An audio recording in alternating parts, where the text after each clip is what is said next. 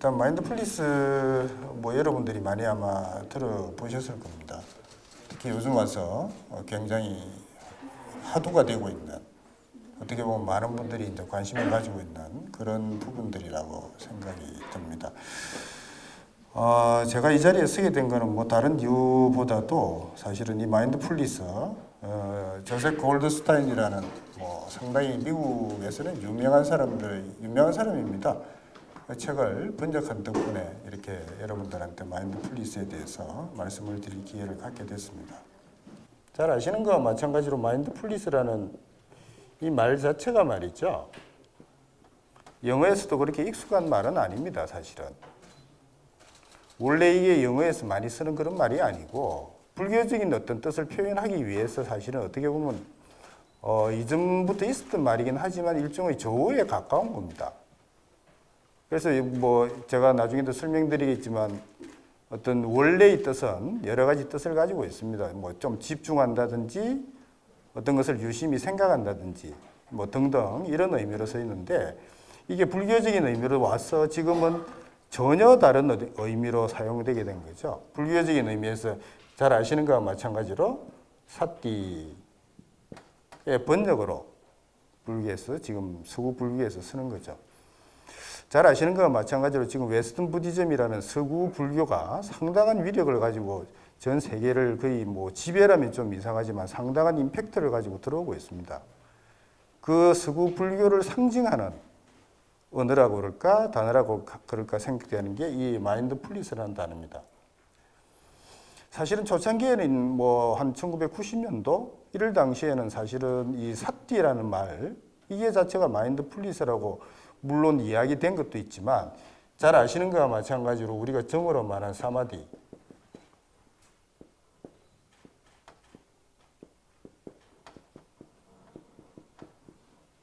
어떤 서양 학자들은 사마디 이거 자체도 마인드풀리스로 번역을 합니다. 근데 사실은 우리 한국에서는 팔정도라든지 이런 데 보면 정념하고 정정을 따로 구분하고 있고 그런 의미에서 엄격하게 사실은 저희들은 보통 사띠를 갖다가 마인드풀리스라고 생각을 하지만 사마디 같은 경우도 마인드풀리스라고 서구 학자들은 때때로 혼용해서 쓰기도 했습니다. 그래서 그 우리 달라이라마 성하하고도 이렇게 과학적인 의미에서 명상을 많이 연구하시는 분들 가운데 바렐라라는 유명한 분이 있는데 그분의 책을 보면 그분은 사실은 이 마인드풀리스를 사띠, 사마디 이런 걸 별로 구분하지 않고 쓰게 됩니다. 그래서 마인드풀리스가 우리가 보통 사띠 번역어다라고 이야기는 하지만 굉장히 넓은 의미에서 서구 사람들은 쓰고 있습니다. 마치 서양 불교에서 말이죠. 티베트 불교라든지 한국 불교라든지 일본 불교라든지 이런 걸 다 이렇게 전부 다 포함을 해서 자기들 나름대로의 어떤 웨스턴 부디즘, 서구 불교를 새롭게 창출하고 있는 것과 마찬가지로 이 마인드풀리스라는 개념도 점점 풍부해지면서 사티라는 의미뿐만 아니라 사마디라는 의미도 가져가면서 여러 가지 뭐 브레인 사이언스라든지 뇌과학적 부분들하고 같이 연구를 하면서 의미를 새롭게 만들어내고 있는 단어입니다. 어떻게 보면은 지금 있는 마인드풀리스라는 거는 이 불교가 예를 들어 가지고 동양 상구의 불교라든지 인도 불교라든지 티베트 불교가 서구에 들어가서 새로운 의미로서 우리에 전달되는 어떻게 보면은 불교의 사상이 역수입되는 걸 상징하는 하나의 단어이기도 합니다. 이 마인드풀리스라는 말이. 특히 지금은 이제 마인드풀리스 같은 경우가 어떤 그 뭐라 그럽니까 마음의 어떤 치료 잘 아시잖아요. 마인드풀리스 베이스드 스트레스 리덕션. 하버드 대학의 카바찌니 이것을 만들어서 많은 환자들한테 적용을 하고 불안감을 줄이고 우울감을 줄이고 세계로 굉장히 수출하는 경우가 많이 생겼죠.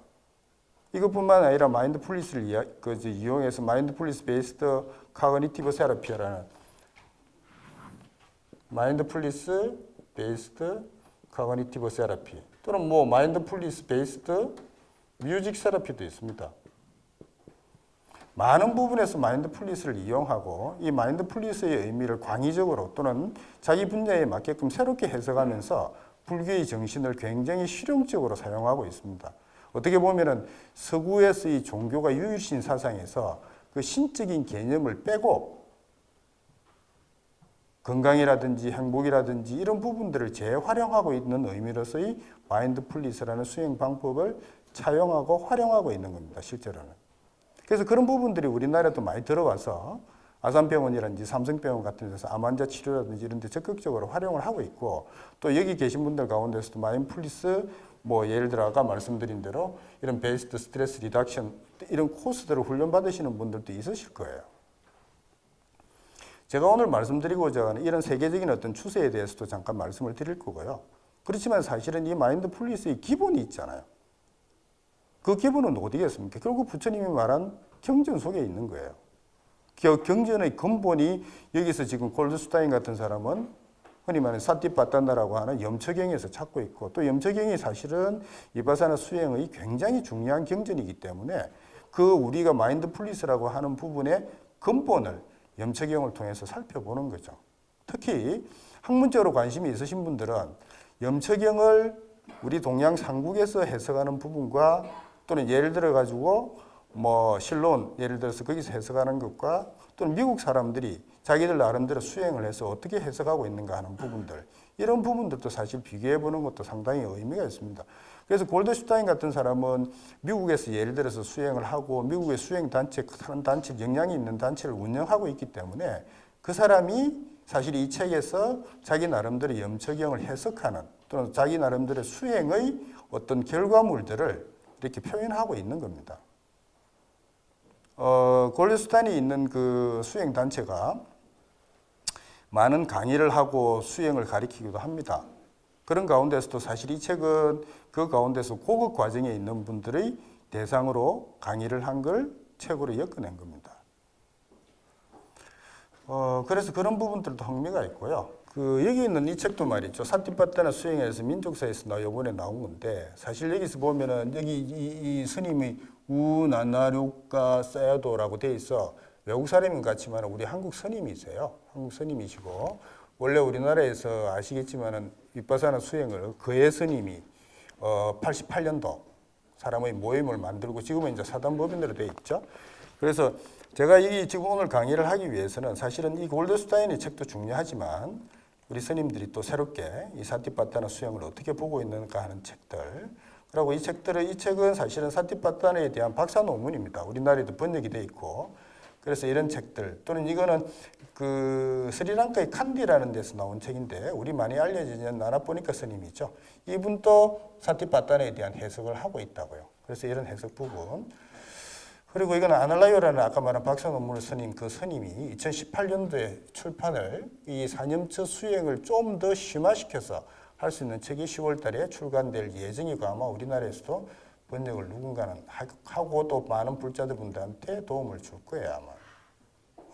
실제로 지금 현재 마인드풀리스가 얼마나 많이 되어 있는가를 제가 어제 구글에서 찾아본 바에 의하면 이 단어를 넣으면은 무려 얼마야? 7,840만 정도의 이 검색어가 나올 정도로 어마어마한 위력을 가지고 있는 단어가 되어버렸습니다, 사실은. 뿐만 아니라 여기서 보시는 것과 마찬가지로 조금 크게 되나? 이 마인드풀리스에 대한 그 논문들 이런 부분들이 폭발적으로 늘어나는 것을 뭐 그래프에서 보실 수 있을 겁니다. 여기서 보면은 뭐 그래프를 대충 본다 하더라도 이 정도에 와서는 엄청나게 많은 논문들이 생산이 되고 있습니다. 이건 무슨 의미냐 하면은 마인드풀리스가 단순히 심리학적인 또는 예를 들어 정신의학적인 이런 부분뿐만 아니라 각 분야에 퍼져 있고 각 분야에 있는 분들이 연구를 하고 있다는 반증입니다. 특히 이제 미국에서 IT 계통을 하시는 분들, 스트레스를 많이 받고 이런 분들, 특히 뭐 제일 유명한 건 잡스의 경우겠죠. 잡스가 예를 들어서 명상을 하고 이런 부분으로 해서 IT 계통에 있으신 분들이 굉장히 많이 하고 있습니다. 특히 구글 같은 데서는 따로 팀을 만들어서 마인드풀리스 수행을 하고 실제로 많은 도움을 주고 있는 거죠. 아까 말씀드린 대로 마인드풀리스 베이스드 스트레스 리덕션이라든지 마인드풀리스 베이스드 커그니티브 세라피, 마인드풀리스 베이스드 뮤직 세라피 뭐 이런 식으로 마인드풀리스를 이용한 부분들이 굉장히 많이 있습니다. 사실은 마인드풀리스를 서구에 이렇게 많이 된 이유도 우리 달라이라마께서 많이 기여를 하신 부분이 많이 있습니다. 그래서 많은 과학자들하고 연구를 하면서 일단 마인드풀리스라는 그런 이름으로 수행을 하는 경우에 우리 뇌의 어떤 부분이 좋고 우리의 정신적 건강뿐만 아니라 신체적 건강에 어떤 부분들이 좋고 하는 부분들을 굉장히 많이 도움을 많이 주신 거죠. 그래서 여기 있는 것과 마찬가지로 뭐 뇌파를 찍기도 하고 많은 작업들을 했고 또 그게 붐을 일으키는 부분들이 많이 있습니다. 그래서 달라이라마께서 만드는 마인드 앤 라이프 인스티튜트라는 거기서도 매년 학회를 합니다. 매년 학회를 하는데 마인드풀리스 관련 논문들도 굉장히 늘어나고 있습니다. 뭐 폭발적인 인기를 끌고 있는 그런 상황입니다. 여기 이거는 제가 그냥 가져온 건데 예를 들면 여기 병원에서 이제 마인드풀리스 베이스드 프로그램이라고 해서 여기는 그 매사추세츠 하버드 메디컬 스쿨에서 학생들을 대상으로 하는 이런 프로를 뭐 여러 가지 다양하게 하고 있습니다. 특히 아까 말씀드린 대로 마인드풀리스 베이스드 스트레스 리덕션이라든지 마인드풀리스 베이스드 커그니티브 세라피 이런 식으로 하고 있고요. 그래서 특별한 뭐 프로그램 같은 경우는 마인바디 뭐 메디신 앵자이티나 뭐 불안을 줄이는 거라든지 또는 예를 들어 가지고 그 이팅이라고 되어 있는데 그 미국에는 식이장애 환자들이 굉장히 많습니다. 예를 들어 거식증이라든지 폭식증이라든지 그런 부분에서도 마인드풀리스 치료를 프로그램을 스페셜 프로그램을 만들어서 하고 있습니다. 뭐 하버드 메디컬 스쿨에서 아예 기간을 잡아서 하는 경우들이 있습니다. 특이하게도 말이죠. 미국에서 법률가 단체에서도 마인드풀리스 로이어 프로그램이라고 해서 그 변호사들이나 판사들이 그 재판 과정을 통해서 받는 스트레스를 아예 이렇게 마인드풀리스 프로그램으로 만들어서 법률가들을 중심으로 이렇게 프로그램화 시킬 수도 있습니다. 뭐 변호사협회에서 예를 들어가지고 하버드 로스쿨이라든지 UC 버클리 로스쿨 이런 데서도 굉장히 많이들 하고 있습니다. 이거는 팀 라이언이라는 사람이 혹시 아실지 모르겠는데 팀 라이언이라는 사람이 마인드풀리스 네이션이라는 책을 썼는데요. 이 사람 뭐 미국 국회의원입니다. 우리로 따지면은. 그래서 이 국회의원이 차라리 마인드풀리스라는 부분을 미국에서 부흥시킬 수 있도록 법안을 제출하고 이런데 어떤 그 정치인들의 관심을 제고시켜서 마인드풀리스라는 게 미국에서 정착될 수 있도록 정치인이 이렇게 노력을 하고 있는 미국의 경우고요. 영국 같은 경우도 마인드풀리스 네이션 UK라고 해서 영국 같은 경우도 어마어마한 보고서를 2015년에 이렇게 마련을 하고 있습니다. 그래서 중학생, 고등학생, 대학생들 이런 분들을 전부 다 그 이 마인드풀리스 에듀케이션 프로그램을 넣어서 할 정도로 그래서 미국과 영국 이런 데서는 얼마나 마인드풀리스가 실제로 국가 단위에서 논의가 되고 있는지 마인드풀리스 네이션 UK 하는 이 부분은 말이죠. 리포터가 나와 있는데 꽤 분량은 있지만 실제로 인터넷 들어가서 다 볼 수 있는데 제가 보면 상당히 광범위한 분야에 대해서 교육뿐만 아니라 뭐 예를 들어 헬스 사이언스라는 우리 뭐 건강 부분이라든지 이런 부분들에 대해서 폭넓게 논의를 하고 있습니다. 혹시 관심 있으신 분들이 2018년도에 유럽에서 인터내셔널 컨퍼런스 오브 마인드풀리스 해가지고 암스테르담에서 2018년도 줄라이 10일부터 13일까지 세계적인 대회를 합니다.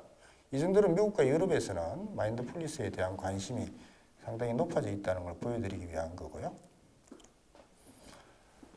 지금 아산병원에서 하고 있는 건데요. 아산병원에서는 뭐 전부 다 하지는 않고 아산병원에서 암 환자를 중심으로 이렇게 마인드풀리스 프로그램을 갖고 있고요. 그 다음에 있는 거는 삼성병원에서 이렇게 갖고 있습니다.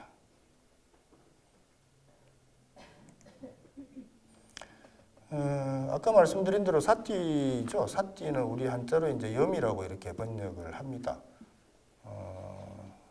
염이라고 번역하는 경우도 있고 아시겠지만 아나파나사티라고 해서 안반수의경 이렇게 아시죠? 호흡에 대한 그래서 때때로는 염이라고 번역을 하지만 수의라고 번역을 하기도 합니다. 수의라는 거는 지킬 숫자대가 그 자인데 일단 수의라고 번역을 하고 뭐 잘 아시는 거와 마찬가지로 금이라는 거는 지금의 마음을 모은다는 파자를 하게 되면 이런 식으로 보인다는 거죠. 이 사람이 이 책을 쓴 골드슈타인입니다. 골드슈타인인데 원래 콜롬비아 대에서 철학을 전공을 하고 태국에서 평화봉사단으로 갔다가 그때부터 이제 불교에 빠져서 수많은 활동을 하고 있는 사람입니다. 이 사람이 있는 게 인사이트 메디테이션 소사이티 IMS라는 건데 아마 여러분들도 책을 읽으면 이 단체에 대한 이름을 상당히 많이 듣게 될 겁니다. 여기는 유명한 사람 가운데는 뭐 잭 컨필드라든지 우리나라에도 번역이 많이 돼 있고요. 짤즈버거 같은 사람들도 많이 번역이 돼 있습니다. 굉장히 유명한 사람들입니다. 사티에 대한 걸 지금부터 제가 말씀을 드리려고. 사티가 사실은 마인드풀리스라는 그런 거로만 번역이 된 건 아닙니다. 처음에는 Remembrance, Memory, Reminiscence, Recollection, Thinking of 등등 이런 식으로 많이 번역이 됐습니다. 하지만 지금은 거의 마인드풀리스로 거의 정착이 되어 있는 상태입니다. 아시는 거와 마찬가지로 사티라는 거는 원어, 산스크리트는 스무리티 기억한다는 거죠. 그래서 그 기억한다는 그 기억이 지금 우리가 일반적으로 말하는 메모리 기억하고도 유사한 점이 있지만 그런 어떤 우리가 지금 말하는 메모리하고는 조금 양상은 다르죠. 뒤에 예를 들어가지고 게틴이라든지 여러 가지 학자들이 사티를 우리가 어떻게 해석해야 되는가 또는 한국 학자들도 사티 논쟁이 일어나면서 사티를 우리가 어떻게 보아야 되는가 하는 부분들에 대해서 제가 언급을 해드리겠지만은 초기에는 이 빨리어라든지 빨리어 경전들을 서구 학자들이 번역하면서 상당히 혼란을 느꼈던 부분들이 있습니다. 하지만 지금은 뭐 거의 마인드풀리스로 정착이 돼 있다 이렇게 생각을 하시면 되고요. 그래서 원래 마인드풀리스라는 의미는 사실 서구에서 그렇게 흔한 의미는 아니었습니다. 그래서 14세기 단어 생성된 단어로 생각을 하는데 그 당시에는 기력, 뭐 사리가 깊다든지 의식이 깨어있다, 뭐 의식이 있다, 무언가를 한다 또는 종교적인 의미로서는 신의 존재를 기억한다 뭐 이런 개념으로 사용을 했다고 합니다. 또는 예를 들어가지고 Mother's Mindfulness를 해가지고 뭔가 친절, 배려 이런 뜻이었지만 사실은 거의 사어나 다름이 없는 그런 형태였습니다. 그런데 이 말을 불교적인 용어로 새로 살려낸 거죠. 어떻게 보면은. 요거는 왜 제가 넣어놨냐면 실제로 우리가 마인드풀리스라는 것보다는 나는 보니까 되라 아까 제가 말한 그 책에서는 사티를 갖다가 마인드풀리스 이런 것보다도 베어 어텐션, 이 베어라는 말이 순수한 어텐션이라는 건데 나중에도 제가 말씀드리겠지만 이 순수한 어텐션, 순수한 집중이라는 거는 어떻게 보면은 있는 그 자체를 보지 어떤 거기에 개념이나 지식이나 사전에 어떤 것을 붙이지 않는다는 그런 의미입니다. 붙이지 않는다는 거는 우리가 어떤 생각으로 발전을 해서 거기서 어떤 망상과 같은 생각들을 붙이지 않는다는 거죠. 그런 의미에서 이 배우고 뒤에는 나오지만 삼파자나라든지 이런 부분은 또 조금 다른 의미에서 이야기를 하게 됩니다. 염색행위에 대해서 잠깐 살펴볼 거니까요. 염색행위에 대해서 말씀드리면은 염색행위에 대해서 뭐 다 이미 알고 계시지만 빨리어로는 사티파타나 수타 이렇게 부르고 마지막 니까야에 있는 부분입니다. 그래서 10번째 경전에 해당하는 거고 한정은 중앙경 염색경으로 되게 대정신수 대장경에 있습니다. 디가 니까야에 있는 부분인데 이건 대자로 붙이죠. 마하 붙여서. 근데 차이는 뭔가 하면 뒤에 맨 끝에 나오는 범염체에 대한 부분에 맨 마지막에 나오는 사성제 부분이 조금 더 대염증경에는 좀 더 자세하게 되어 있습니다. 그래서 뭐 똑같은 이야기고요. 염처경, 사티파타나 수타인데 뭐 말씀 그대로 사티라는 말은 뭐 말 그대로 아까 말씀드렸는데 염이라는 것이고 빠따나에 대한 설명이 잠깐 나오는데 원래는 사실은 사티 플러스 우빠따나 해가지고 아날라의 견해가 있고 몇몇 청정도론들 유시티마카에 대한 청정도론의 몇 가지 견해가 있는데 사실은 지금은 요 일본의 견해를 거의 대표적으로 보고 있습니다. 그래서 사티파타나라는 용어는 사티에다가 우빠따나가 합쳐서 요 우가 탈락이 되고 우빠따나를 가까이 놓는 것. 그래서 어떤 부분에 주의를 기울이는 특정한 방식 또는 옆에 늘 두고 있다는 것. 여기 보면은 마음 챙김의 현존, 알아차림의 현존, 주의를 기울이는 것. 이런 의미로서 사티파타나를 해석해야 된다라고 이야기를 하고 있습니다. 근데 이전에 청정도론이 한 6세기 정도 그동 붓다워사가 쓴 스님인데 거기는 보면은 뭐 우빠따나라고 보는 게 아니고 어떤 토대라고 보고 토대라는 거는 어떤 실체가 있는 것 같은 그런 착각을 불러일으키기 때문에 지금은 1번 정도의 견해가 더 맞지 않나 이런 이야기를 합니다. 그래서 사티라는 부분들이 늘 주위에 같이 있으면서 그 부분을 확립해 나가는 그 자체 그런 부분이 사티파타나 염처의 진정한 의미다 이렇게 이야기들을 하고 있습니다. 그래서 이 사실 사띠 뭐 정준윤 선생님 견해를 제가 내놨는데 사띠 같은 경우는 우리가 팔정도에서도 볼 수 있습니다. 팔정도 같은 경우는 정정진, 그 다음에 정념, 정정 이렇게 되어 있습니다. 그 사이에 다시 말해서 정정진과 맨 끝에는 정정, 정정이 어떤 사마타잖아요. 그 사이에 있는 부분으로서 사띠를 이야기하기도 하고 또는 아시는 거와 마찬가지로 칠각지에서 맨 먼저 나오는 염 이런 부분으로 나오기도 합니다. 또는 오건에서도 세 번째 항목으로 나오기도 합니다. 그래서 이 사띠라는 부분들이 불교의 여러 가지 중요한 핵심적인 부분에 늘 자리 잡고 있습니다. 하지만 염처경에서 말하는 사띠가 물론 다른 사띠와 다르지 않지만 그거보다는 훨씬 포괄적인 의미에서 사띠를 이야기를 하고 있습니다. 마인드풀리스. 근데 우리는 이렇게 이야기를 하지만 서구 사람들은 이런 것도 물론 이야기를 하지만 아까 말씀드린 대로 마인드풀리스라는 개념을 굉장히 신축적으로 활용적으로 또는 실제적으로 실행하는 부분으로 가서 많이 활용을 하고 있는 그런 편입니다. 그래서 아까 말씀드린 대로 바렐라 같은 학자들은 마인드풀리스를 마치 사마티에도 붙여넣기도 하고 사띠에도 붙여넣기도 하고 그렇게 큰 구분을 안 주는 사람도 사실은 있습니다. 뒤에 제가 나오겠지만 예를 들어가 우리가 자나라고 하는 어떤 선정에 들어가는 그런 부분, 선정도 뭐 초선부터 사선까지 다 있잖아요. 그런 부분에도 비슷한 뉘앙스로 쓰고해서 훨씬 포괄적이고 또는 애매한 그런 표현으로 쓰는 경우들도 많이 있습니다. 그래서 뭐 서양 불교에서도 사실 사띠에 대한 부분들을 많이 하고 있고 이건 빼겠습니다. 그래서 다시 한번 말씀드리면 사띠는 빨리 열어서 산스크리트의 스므리트의 등 뭐 이런 식으로 돼 있고 그래서 파생된 추산명사의 사띠가 기본적인 의미는 기억입니다. 하지만 초기 경전상에서 보면은 사띠는 기억의 의미 외에도 주의, 잊지 않고 떠올리는 것, 늘 생각하는 것, 집중해서 바라보는 것. 그러면 예를 들어 우리가 주의라는 어텐션이라고 이야기를 합니다. 주의라고 하는 거하고 사띠하고 같으냐? 그렇게 보지는 않습니다. 이 사띠가 갖는 독특한 점은 말이죠. 사띠가 무엇이라고 이야기하는 것보다도 사띠하고 다른 부분의 개념 비교를 통해서 오히려 사띠의 의미가 더 잘 드러날 수가 있습니다. 그래서 좀 더 구분적으로 이야기하면은 사띠와 사마디가 어떻게 다른지, 다시 말해서 정념과 정정이 어떻게 다른 건지, 또는 우리가 집중한다는 그런 의미에서 어떻게 다른지, 선정 상태에 들어갔을 때 사띠의 위치가 어떻게 되는지 이런 점을 비교함으로써 우리가 염이라는 마인드풀리스라는 부분들을 조금 더 자세히 알 수 있다 이렇게 보는 거죠. 그래서 강목 스님이 번역한 청중도론에 보면 사띠를 5가지로 설명하고 있다라고 요걸 했는데 이 부분에 거의 다 포함이 되어 있어서 요거는 제가 조금 읽어보겠습니다. 즉 5가지로 설명하는데 대상이 깊이 들어가는 거죠. 또는 불선법들이 들어오는 것을 막고 대상을 파지하고 대상에 대한 확립하고 마음을 보호하는. 그래서 사띠는 대상에 깊이 주의를 기울여 대상을 잊지 않고 포착하고 감각기관을 통해서 일어나는 번뇌의 침을 마음을 보호하는 확립하는 것이라고 할 수 있다. 그래서 여시지견의 통찰을 얻는다.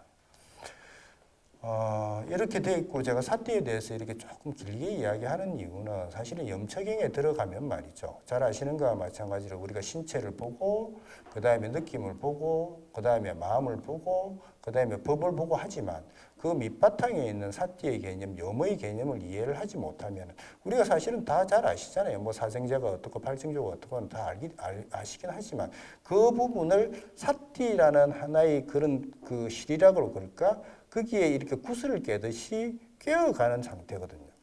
그래서 윗바사나 명상에서는 이 염처경을 굉장히 중요시하는 거죠. 사띠의 상태에 늘 들어가 있으면서 예를 들어가 느낌도 보고 우리 몸도 보고 법도 보고 이렇게 하는 거예요. 그래서 예를 들어가 경전 자체가 염처경이고 뭐 아까 말씀 대념처경은 사성제에 좀 더 자세히 설명하는 거지만 그래서 기본적으로 사띠에 대한 어떤 염에 대한 기본적인 컨셉을 가지지 않으면은 좀 혼동되고 염처경을 읽어나가기가 조금 어려운 부분이 있기 때문에 사띠 이야기를 제가 계속 이렇게 말씀을 드리는 겁니다. 요거는 이제 그동안 사띠 논쟁이 아시는 거와 마찬가지로 우리 한국 불교에서도 사띠를 어떻게 해석해야 되는가 하는 논쟁들이 꽤 있었습니다. 지금은 조금 줄은 편이지만 그래서 여기 보면은 우리 뭐 인경스님이라든지 김재선 선생님이 우리 한국에서의 불교 학자분들 가운데 이 번역의 문제 때문에 사실이 촉발이 됐다가 그 번역의 문제에 촉발이 됐다가 사띠와 깨달음의 문제, 사띠와 또 예를 들어 가지고 여기 있는 삼빠잔냐라고 해서 하는 어떤 그런 문제, 우리가 아까 말한 클리어 사띠를 갖다가 우리가 아까 마인드풀리스라고 번역을 하고 삼빠잔냐 같은 경우는 클리어 컴프리헨션 이렇게 또 번역을 하고, 그래서 사띠와 삼빠잔냐의 관계가 뭔지, 사띠의 기능이 뭔지 이런 부분에 대해서 그 논쟁이 굉장히 확대가 됐습니다. 그래서 제가 다 말씀드릴 수는 없고, 지금 현재는 김재선 선생님이 번역한 마음챙김이라는 용어를 가장 많이 쓰고 있지만은 그 외에도 조금 제가 말씀을 알아차림이라든지 마음챙김이라든지 알아차림, 마음챙김, 주의관찰 기억, 뭐 알아차림, 어떤 분들은 또 여기는 지금 안 나와 있지만은 마음새김 이렇게 하시는 분들도 있으세요. 그래서 서양에서 사띠를 마인드풀리스라고 이렇게 번역을 했지만 우리도 지금은 마음챙김이라고 대부분 많이 쓰지만 그 번역을 옮기기가 쉽지는 않다는 걸 보여드리기 위해서 제가 한 겁니다. 그리고 이게 이제 뭐 삼파자녀도 마찬가지지만, 그리고 세 번째 있는 사띠의 기능. 사띠의 기능이 과연 수동적인가 능동적인가? 능동적인 경우에는 삼파전자 클리어 컴프리hension이라는 부분하고 어떤 관계가 있는가 하는 부분들이 계속 이어서 논쟁이 나올 수밖에 없습니다. 왜냐하면 사띠의 기능을 어떻게 보느냐에 따라서 염치경을 어떻게 해석하고 실제 수행에 들어갔을 때 어느 정도 비중을 둘 것인가 하는 문제가 생기기 때문에 그렇습니다. 사띠가 왜 이렇게 복잡한 논쟁을 불러일으키는가 하는 걸 이해를 하시면 실제로 수행 과정에서 사띠의 어떤 부분을 명확하게 봐야 되는지, 또는 수행하는 과정에서 수행을 지도하시는 분의 입장에서 어떤 식으로 사띠를 이야기해주고 어떤 부분의 수행에 들어가라고 하는지를 우리가 어느 정도 비교해서 이해를 할 수가 있기 때문입니다. 염치경에 대해서 이제는 조금 아까 제가 말씀드린 대로 서구에서 말하는 마인드풀리스가 이런 백그라운드를 가지고 있고, 하지만 그 기본 핵심 경전을 우리가 그래도 어느 정도는 들여다봐야만 서구에서 말하는 마인드풀리스를 이해할 수가 있고 그 원래 원전을 봐야 되는 거죠.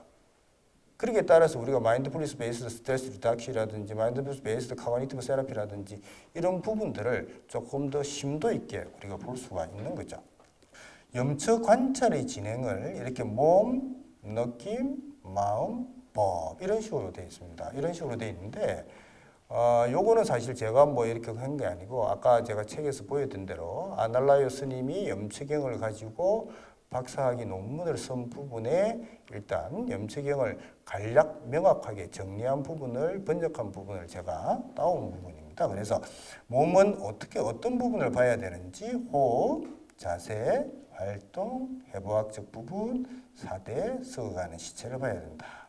느낌 같은 경우는 뭐 정서적인 특징과 윤리적인 특징이 있다 이렇게 이제 돼 있고, 마음 같은 경우는 일상적인 마음과 더 높은 마음 상태가 돼 있는데 이건 다른 분이 이렇게 보면 사실 초월적 마음입니다. 초월적 마음이라는 것은 우리가 어느 정도 삼진치에서 떠나 있는 마음을 비교를 하고 또 부처님께서 그렇게 말씀을 하셨습니다.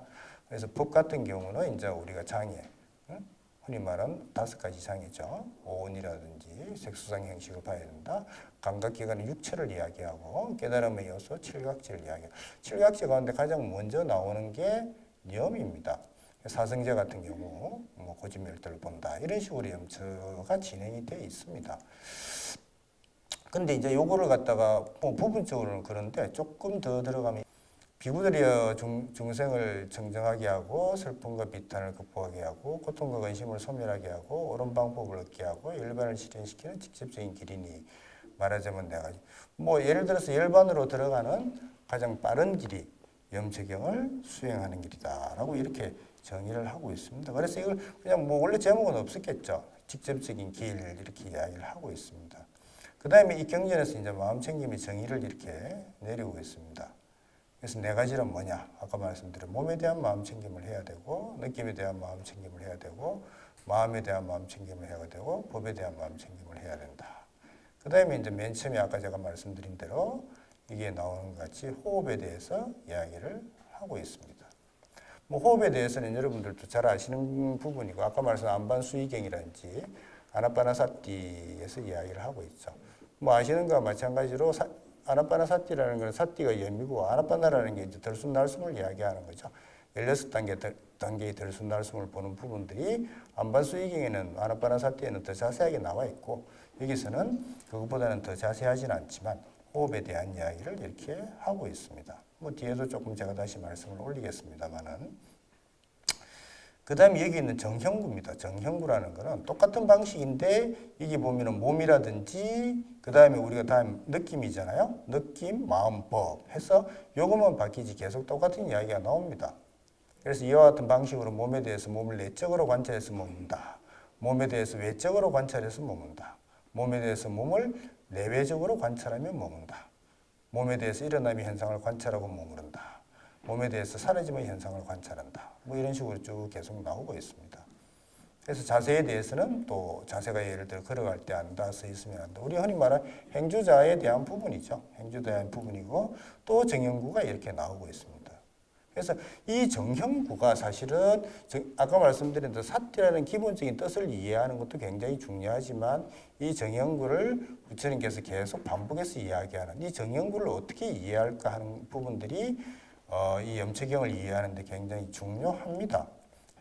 아까 말한 우리 그 정의죠. 정의, 염채의 정의인데 여기도 보면 똑같은 부분을 계속 반복을 하고 있습니다. 몸에 대한 마음 챙기, 부지런하고 분명히 알고 마음 챙기고 세상의 욕망과 불만족을 버리면서 뭐 뒤에도 계속해서 나옵니다. 그래서 보통 이 염채경을 이해를 할 때 이 부분에 반복되는 부분들을 부지런하고 분명히 알고 마음 챙기고 세상의 욕망과 불만족을 버린다 하는 이 부분을 어떻게 더 심도 있게 이야기하고 정말로 이게 뜻하는 게 무엇인가라는 부분을 이해하는 걸 굉장히 중요하다고 뭐 학자들을 또 책에서 다들 이야기하고 있습니다. 그래서 이 부분에 대해서 뭐 자세하게 제가 다 말씀드릴 수는 없고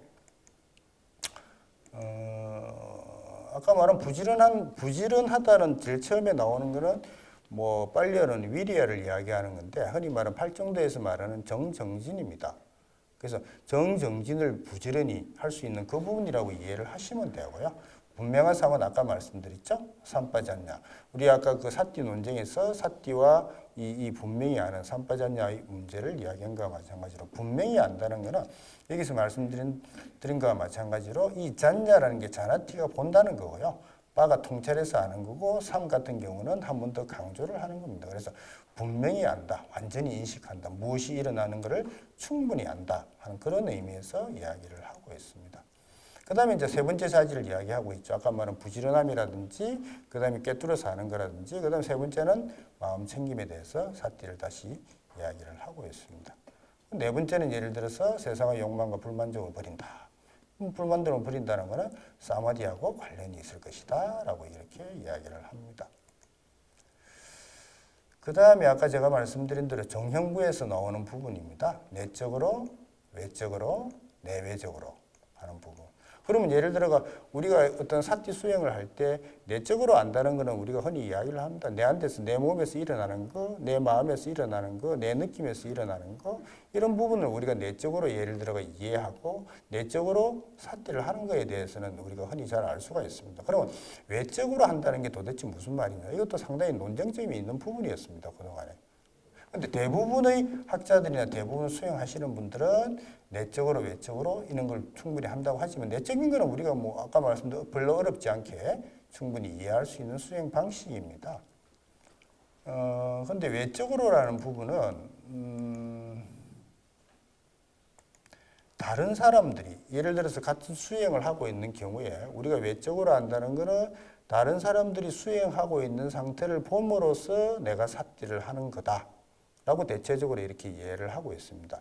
내외적이라는 것은 아날라유 책에서도 마찬가지, 골드슈타인 책에서도 다 마찬가지인데 이 부분에 대해서 굉장히 짧게들 다들 설명을 하고 있어요. 과연 자신이 없어서 그런지 어떤지는 모르지만 대체적인 통일되는 의견을 말씀드리면은 내적이라는 것은 내가 직접 체험하고 느끼는 부분에 대해서 삿대하는 부분을 말하는 거고 외적으로 안다는 것은 다른 사람들의 수행 모습을 보면서 내가 삿대할 수 있는 부분을 가져오는 거고 내외적이라는 것은 그 두 개보다도 훨씬 객관적인 입장에서 삿대하는 부분 이렇게 대부분 정리를 하고 있습니다. 온전한 안과 지속적인 마음 챙김을 위해서 필요한 정도로 이것도 상당히 의미 있는 단어이긴 한데 필요한 정도로라는 것은